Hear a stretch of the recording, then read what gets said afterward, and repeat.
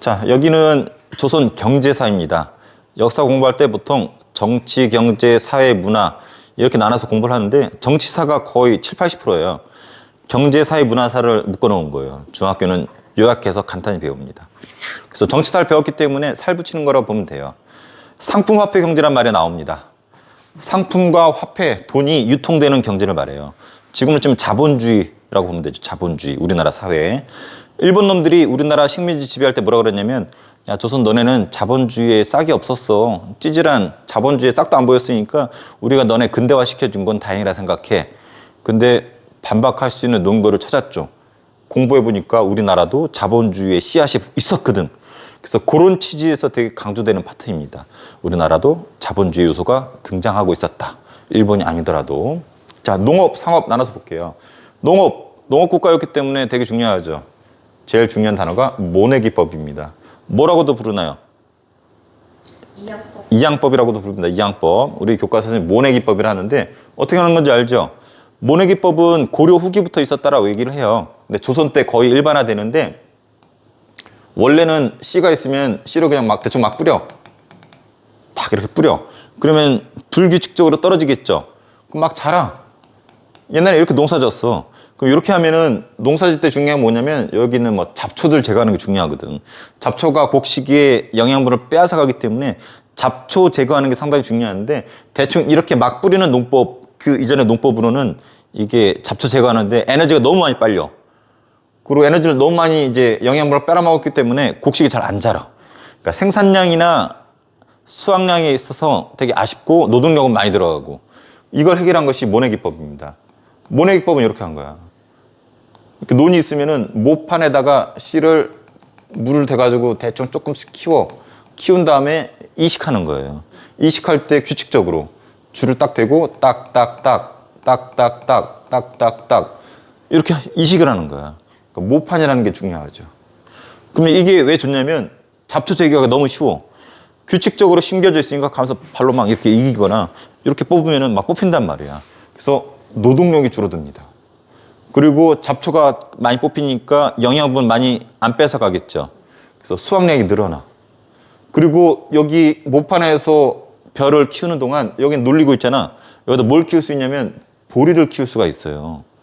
그래서 벼랑 보리의 이모작이 가능해집니다. 이 두 가지를 키우는 걸 이모작이라 그래. 이모 여기 술 한 잔 더 주세요. 이게 아니고 벼보리. 그러니까 모내기법은 메리트가 졸라 많죠. 그러니까 조선 후기에 유행할 수밖에 없어. 근데 단점이 뭐냐면 물이 필요해. 가뭄이 들면 쫄딱 망합니다. 그래서 정부에서도 적극 장려하지 않았는데 조선 시대가 되면은 저수지 같은 게 많이 확충이 되면서 모내기법이 일반화되고 지금까지도 우리 모내기법 하잖아. 근데 이게 끼친 영향이 어마무시합니다. 광작이 가능해져. 이게 넓을 광자거든. 넓은 땅을 소수의 사람들이 경작할 수 있는 거야. 예전에는 머슴들, 소작인들 뭐 100명이 필요했다라면은 이 똑같은 땅을 농사 지을 때 100명이 필요하던 것이 10명이면 충분해. 그럼 나머지 90명은 어떻게 할까? 필요 없어지잖아. 잘라버리는 거야. 그러니까 10명만 부리고 농사를 지는 게 가능해지니까 90명은 쫓겨나고 10명, 100명 부리다가 10명 부리는 이 농민은 부자가 되겠죠. 그래서 농민이 쪼개져요. 부자 농민이 생기고 쫓겨난 90명은 농사 안 짓고 노동자가 돼. 먹고 살아야 될 거 아니야? 농사 못 지니까 어디로 가겠어? 도시로, 광산으로, 포구로. 포구는 항구입니다, 항구. 재물포, 우리 남포 다 바다였었어. 그래서 포자가 들어가면은 바다예요. 그래서 모내기 덕분에 광작이 가능해지고 땅 주인은 부자가 되고 쫓겨난 농민들은 이런 데로 가서 노동자가 되는 게 조선 후기의 모습이에요. 그래서 노동자라고 하는 자본주의 요소가 많이 보여. 그리고 상품 작물이 재배합니다. 원래 작물은 먹고 살려고 키우거든 원래. 근데 이때는 팔려고 키우기 시작합니다. 내다 팔려고. 시장이라는 게 존재하거든. 이런 거 팔려고 키웁니다. 그리고 임진왜란 이후에 외래 작물들이 들어오죠. 그래서 이런 것들을 먹으려고가 아니라 팔려고. 지금도 우리 오일장 쓰면은 팔려고 많이들 내놓잖아. 이때 모습이야. 그래서 조선 후기 때 이런 게 등장합니다. 상업. 요게 중요한데 조선 후기 때 드디어 상업. 원래 농업 국가였기 때문에 상업을 상당히 찌질하다고 봤거든.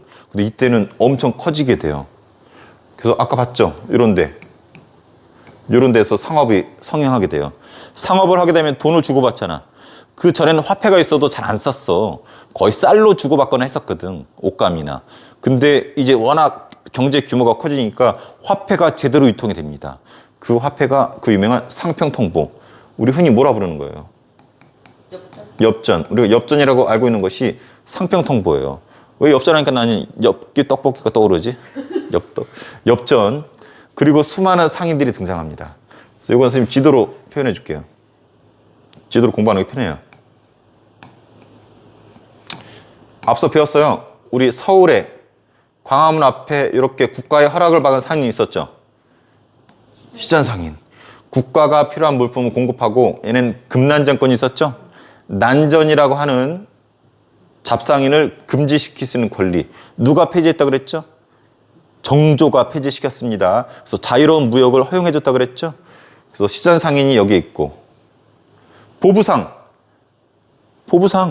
이게 뭐냐면 5일장 들어봤나요? 지금은 시장이라고 부르는데 옛날엔 장시라고 불렀어. 장시, 시장 똑같은 말이에요. 5일장 형태로 드러납니다. 우리 보령 대천장 며칠이에요? 3일. 38장. 네, 웅청 며칠이에요? 2일, 7일. 그다음 뭐 서천 예를 들면 4일, 9일. 날짜가 다르잖아. 그러면 대천장에서 물건 띄어다가 서천 아니 이제 웅천에 가서 물건 팔고, 웅천에 가서 물건 띄어다가 여기 서천 가서 물건 팔고, 여기서 띄어다 여기서 팔고. 그래서 날짜 5일장 형태로 시장에 쓰기 때문에 물건을 띄다가 유통시키는 상인들이 등장해요. 얘네들이 보부상입니다. 그래서 장시를 돌아다니면서 물건을 유통시키는 상인. 전국에서 이 보부상이 유일하게 남아있는 도시가 우리 보령이에요. 보령 저기에 김자진 장군 무덤 옆에 보면은 이 보부상의 근거지가 있어요. 전국에서 유일하게 명맥이 유지되고 있는 보부상. 공인도 배웠습니다. 대동법 기억나나요? 대동법. 원래 특산물로 내던 것을 농민들이 쌀이나 돈으로 내죠. 쌀이나 돈을 정부가 모아서 이 공인한테 주죠. 그럼 공인은 국가가 필요한 걸 대규모로 사들이죠.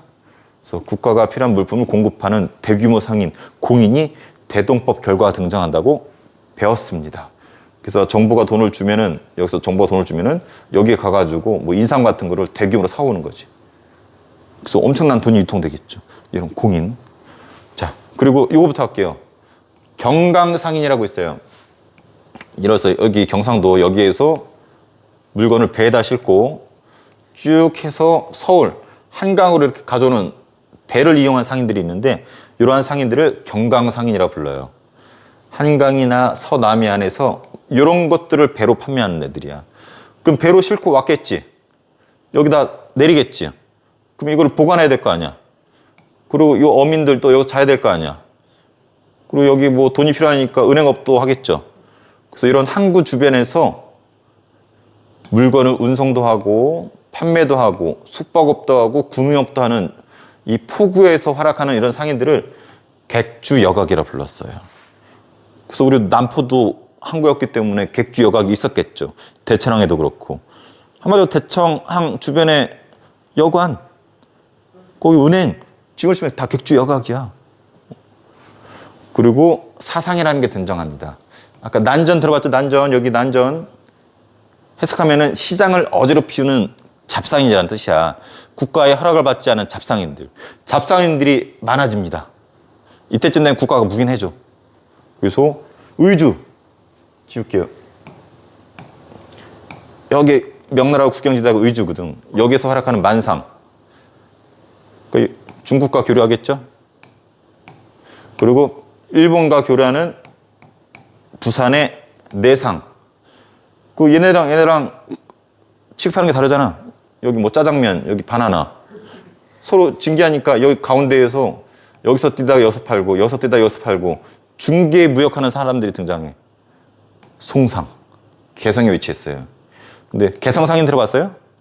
주로 인삼을 판매했던 얘네들을 개성상이라 부르는데, 청과 일본 간의 무역을 중개하는 거지.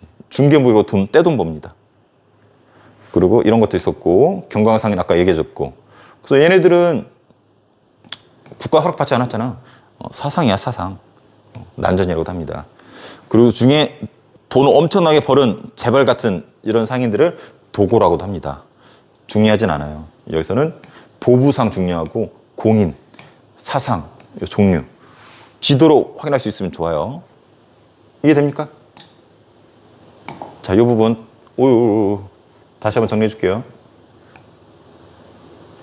상인 구별하는 거. 자, 서울 시장 상인들이 있었죠? 그리고 5일장 돌아다니는 보부상이 있었죠? 대동폭결과 물건을 대량으로 사들이는 공인이 있었죠? 그리고 여러 상인들, 사상들, 여기 의주만상, 동네 내상, 중개해주는 개성상인, 송상, 그리고 배를 이용해서 이동하는 경강상인, 물건을 띄워주면 보관하고 운송하고 판매하고 금융업까지 하는 여각객주. 그래서 이런 상인들이 조선 후기 때 많아져. 그래서 딱 봐도 상인이 많다, 돈이 많이 유통된다, 자본주의적인 요소가 보이죠. 그래서 일본의 논리를 반박할 수 있죠. 야, 니들한테 먹히지 않았어도 우리 이런 거 성장해서 삼성, SK, LG 성장했었을까, 이 새끼들아. 원숭이 니들 아니어도 돼. 그래서 자본주의의 씨앗이 보였다라는 거. 그런 취지에서 이쪽은 되게 강조가 되고 있어. 그래서 이때는 민영, 이름과 비슷하네. 원래 조선 초기는 관영이야. 역사에서 관은 국가가 운영했다는 거예요. 국가 주도에서 이제 개인적으로 개인 상인들이 많아지잖아. 수공업, 광업 다 이제 개인들이 하게 됩니다. 그리고 공무역, 사무역 이런 게 있었고 중요하지 않아요. 여기 색깔 있는 거 위주로 공부합시다. 신분제 변동 볼게요. 조선시대에 4신분이 있었습니다. 여기 보는 것처럼 양반, 중인, 상민, 천민. 근데 한마디로 결론은 조선 후기는 이렇게 됩니다. 임진왜란 끝나고 이렇게 제일 윗신분이 뭐예요? 양반. 요 정도가 양반이던 것이 나중에는 개나 소나 다 양반이 돼. 선생님 집안도 족보 있고 양반이라 그러거든. 근데 난 아닌 것 같아. 내가 봤을 때 우리 할아버지가 족보 위조한 것 같아요. 왜? 이렇게 적던 양반이 이렇게 많아질 수가 없거든. 상당수는 이제 족보 위조한 사람들이거든. 그래서 선생님 밀항박 씨인데 아마 이쪽에 속해 있지 않을까. 우리 할아버지는 장사꾼이었대야. 떼돈 벌었었는데 지금 쫄딱 망했지만 족보 위조한 양반 집안인 것 같아. 중요하지 않지 뭐. 자, 양반도 여러 종류가 있어요. 권력 있는 서울의 양반, 지방에 내려가 있는 지방의 실력자 양반, 중앙에서 정치 싸움하다 쫓겨난 물랑 양반. 중요하지 않아. 중간계층, 첩의 자식, 중간계층. 요런 애들 신분 상승도 합니다. 특히 이런 애들 앞선 왕 중에 누가 이렇게 데려다 썼다 그랬잖아, 아까. 개방적이 오픈되었던 정조, 유득공 같은 애들 썼다 그랬잖아. 상민, 얘네가 평민이거든. 얘네들이 엄청나게 많이 양반을 상승해. 이유는 이런 거. 납속책이나 공명첩. 임진왜란 끝나고 온 국토가 황폐화되었잖아. 세금을 낼 수 있는 사람들 별로 없어. 국가가 재정이 확보가 안 되죠. 경제가 어려우니까 국민들한테 그나마 돈 있는 사람들한테 돈 내면은 신분 상승시켜줬어. 이게 납속책이야. 야, 너 곡식 좀 내. 정부 돈 없으니까 너 양반 만들어줄게. 합법적으로. 공명첩도 똑같은 거야. 빌공 이름명. 이렇게 임명장이 있어. 무슨 몇 품 해가지고 이름이 비어 있어. 만약에 국가에 돈을 내잖아. 요 관직 이름에다가 이름 써주는 거야. 이민영. 관직 파는 거야. 돈을 관직 주고 파는 거야. 합법적으로. 그래서 이름을 비워놨다 해가지고 공명첩이라 불러요. 요걸 묘사한 것이 자산어보에 나옵니다. 자산어보 어떤 어민이 막 떵떵거려 나중에 와가지고 내가 말이지 알고 봤더니 공명첩 이야기야. 공명첩 묘사한 영화 처음 봤거든. 거기 나옵니다. 참 역플리스에 올려놨어. 찾아보세요. 족보 위조하고 밀항박 씨 족보 돈 주고 사가지고 자기 이름 껴넣는 거야. 이런 거 색깔이 들어가 있죠. 이런 방식으로 대규모 신분 상승이 있었다. 천민은 똑같아. 전쟁에서 공세오거나 도망가거나 납속책, 족보 위조 등으로 신분 상승되었고 순조 때는 아예 해방시켜줬어. 공노비들은. 노비는 공노비가 있고 산노비가 있거든. 산노비는 개인 양반의 노비고 공노비는 국가의 메인 노비인데 국가의 메인 노비들 다 해방시켜줬어 이미 1801년에. 그러니까 시대 흐름이 신분제가 와해되고 있는 거지. 개나 사나 다 양반. 조선 후기의 모습입니다. 임진왜란의 영향이에요. 농민봉기도 우리 앞서 배웠습니다. 복습할 거예요. 세도정책이에요. 세도정책 특징이 뭐였어? 순조, 헌종, 철종 3대에 걸쳐 60여 년간 소수 가문이 권력을 잡는 거였죠. 우리 앞서 환국정치 기억나요? 환국정치는 하나의 분당이 권력을 잡는 거였잖아. 서인이 잡으면 남인 죽이고 남인이 잡으면 서인 죽이고, 그때는 하나의 분당이었었거든. 근데 이때 분당도 아니야. 하나의 가문이 권력 잡는 거예요. 어떤 가문? 안동립씨, 풍양주씨. 그러니까 더 권력이 소수가 집중하는 거지. 어떤 폐륜을 저질렀다고 그랬어? 비변사를 장악해서 왕권도 위협했다 그랬죠. 그리고 매간매직했다 그랬죠. 관직을 매매했어. 그래서 과거제가 제대로 운영이 안 돼. 그래서 쓰레기가 된 관리들이 탐관오리야. 자기들 투자한 게 있으니까 백성들 수탈해. 구체적으로 삼정이 문란하게 운영되었죠. 삼정은 세 가지. 그 당시 세금이라고 그랬죠. 전정, 군정, 황곡. 전정은 땅에 매기는 세금인데 세금을 과하게 매기면서 부담스러워했죠. 군정은 16살에서 60살 사이에 남성들한테 매기는 세금이었는데 군대 안 가는 대신 내긴 세금이라고 그랬었죠. 근데 이 나이에 포함되지도 않은 깐난아기한테 매기기도 하고 죽은 할아버지한테도 고추 달렸다 매기기도 한다고 그랬었죠. 그래서 이 비참함을 위해서 농민들이 뭘 잘랐다고 그랬어? 자기 고추 잘랐다고 그랬죠. 이걸 정약용이 시를 썼다고 그랬죠. 애절량. 이거를 소재로 만든 영화 자산어부. 그래서 영화 보면 농민이 막 자기 고추 자르면서 뭐라 해. 선생님 역플리스 보세요. 나온다니까. 환곡은 곡식 빌려주는 거야. 곡식 빌려주고 이자 10분의 1 정도 원래 받아야 되거든. 근데 원하지도 않는데 곡식으로 강제로 빌려주고, 그 곡식에는 뭐 모래 자갈 섞여 있고 원하지도 않는데 강제로 빌려줘. 그러니까 이자 내라고. 이자도 10분의 1 걷는 게 아니라 뭐 100분의 적구나. 2분의 1 막 걷어가고 막 오버하면은. 그래서 엄청난 이자 처먹은 거. 그래서 이런 식으로 하니까 농민들이 살기 어려우니까 아까 뭘 잘랐어? 고추 자른 거 반란이 일으키죠. 자, 그래서 이 당시 때 탐관오리에 의해서 삼관이 문란하고 아주 살기 어려웠었다. 이 부분은 뒤에 나오기 때문에 아주 중요해요. 그리고 이때 또 분위기도 어려워. 여러 사상이 유행하는데 정감록. 이씨 조선이 망하고 정씨성을 가진 나라가 등장할 것이다. 미륵신앙, 미륵불이 올 것이다. 무당들 막 분위기가 횡행하죠. 또 천주교가 들어옵니다. 청나라로부터 서학으로 들어와. 서쪽 학문, 저 서유럽의 학문이잖아. 그래서 청나라를 통해서 서학이라는 이름으로 학문으로 수용됐다가 남인들에 의해서 이제 신앙으로 발전을 하죠. 대표적인 남인이 누가 있었냐면 정약용 형제들. 정약용 형제들이 우리 역사에서만 중요한 게 아니라 천주교에서도, 천주교 사람들은 다 알아요. 정약용 형제들이 다 천주교 집안이고 뿌리를 내린 집안이거든. 그래서 여기 쭉 이어지면은 서울에 보면 정혜인 선생님 닮았죠. 그래서 정혜인. 그래서 선생님이 정혜인 좋아해. 역사적인 인물의 후손이기 때문에. 무엇보다 나랑 잘 맞기 때문에. 몸은 내가 더 좋고. 자, 근데 천주교가 확산한 이유가 얘네는 하느님 아래는 다 평등이라 그러잖아. 그래서 평등 사상 가지고 있어. 이런 신분제 사회가 아니라 이걸 무시하고 다 평등하대. 사람들이 좋아하죠. 그 내세 세상. 지금 당장은 고추 자르고 살기 어려워도 죽은 다음에 천국이 있대. 믿을만 하죠. 그래서 이런 것 때문에 천주교가 확산이 돼. 근데 우리 전통 종교에서, 전통 사상에서는 서양 이런 상황 싫어하는 사람들 많잖아. 그래서 동학이라는 이름으로 전통 종교가 만들어집니다. 동학으로 이름 지은 이유는 서학에 반대되는 개념으로 동학이라고 했어. 최재우라는 사람이 만들었습니다. 근데 불교, 도교, 서학, 민간신앙 다 짬뽕이야. 미신적인 요소도 있어. 나중에 동학 농민운동 때 일본에 맞서 싸울 때 부적 붙이고 달려가 총알이 날라오는데 부적 붙이면 총알이 자기를 비켜나간대. 그런 미신도 있을 정도로. 그래서 최재우가 만들고 뒤에 최시영 때 확산이 됩니다. 우리 기독교 보면 성경책과 찬송가 있죠? 똑같아. 똑같은 교리집을 만들어서 체계적으로 만듭니다. 그래서 주로 어느 지역? 요 아래 펜티 지역. 경상도, 충청도, 전라도.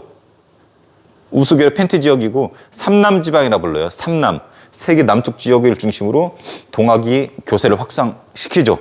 그러니까 위협이 되니까 왕이 최재의 목을 따버리죠. 근데 동학이 이렇게 퍼질 수 있었던 이유는 이런 것 때문에 그래. 얘네도 평등 사상을 가지고 있어. 요게 영향 없지 않아 받았겠죠. 동학이 서학도 섞여 있는 거야. 얘네 핵심 사상이 요거야. 인내천. 한자로 쓰면 이렇게 됩니다. 사람이 곧 하늘이다. 너도 하늘, 너도 하늘. 네 가슴속에 하느님이 있고 너도 하느님이 있어. 그러니까 너도 하느님이야. 똑같은 하느님이네. 평등하네. 다 하느님 모시고 있기 때문에 다 인간 평등이야. 왕이 좋아하겠어? 임금이야 니나 나나 평등이야 하는데 그래서 체제의 목을 따게 되고 나중에 일본이 쳐들어오면서 일본에 맞서 싸우는 민족 종교가 되죠. 동학. 알아두세요. 지금 보니까 분위기가 어때? 좀 흉흉하지? 농민들은 고추 자르고 앉아있고 별의별 뭐 정감록, 미륵신앙, 무속신앙, 서학 들어오고 동학 들어오고 모가지 치고 살기 아주 어려운 시대예요. 요 시대에 안 태어난 걸 다행으로 생각해야 돼요. 요 시대에 태어났으면 선생님 고추 잘라야 돼요. 그래서 선생님이 이 시대에 살았으면 이 고추 자른 거 가지고 어디에서 포함됐었냐면 아마 홍경래난에 가담하지 않았을까. 홍경래가 반란 일으킵니다. 서북민에 대한 차별을 이용해서. 아까 뭐라고 그랬어? 요 지역에서 일어났다 그랬죠? 요 지역은 여진족과 가깝기 때문에 여진애들 섞여 있긴 해. 그러니까 조선 정부가 얘네들은 관리로 잘 안 썼어. 그러니까 지역적인 차별이 있었던 거지. 더군다나 광산 노동자들을 홍경래가 가스라이팅 시켜가지고 일으킨 반란, 홍경래난입니다. 이거를 소재로 만든 드라마 뭐라고? 구름이 뭐 푸른 달빛인가? 구름이 푸른 달빛인가 아무튼 뭔가 있대요. 댓글 좀 달아주세요. 나 모르겠어. 안 봤어. 그리고 이거는 시작에 불과했어. 몇십 년 뒤에 여기 전주에서 반란을 시작으로 진주죠. 진주밀란. 진주밀란을 시작으로 전국에서 반란이 터집니다. 이것이 그 유명한 임술농민봉기예요. 1862년. 진주밀란을 시작으로 전국으로 확산된. 그러니까 나라가 거의 망해가 직전이지. 이거 해결해야 돼. 이걸 해결하려고 등장한 사람이 근대사의 시작을 알리는 흥선대원군이죠.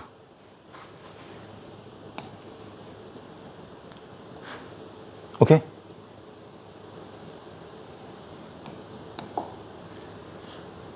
자, 옆에 보고 시작할게요. 조선 후기 상업을 지도로 나타낸 거예요. 아까 했던 거, 선생님 지도로 했었던 거 교과서 나와 있는 거예요. 서울에 가면 볼 수 있는 게 시전상에 볼 수 있었죠. 국가가 허락해준 상인 금난정권을 가지고 있었지만 정조 때 폐지되었다라는 거. 그리고 보부상이 표현이 안 돼 있네.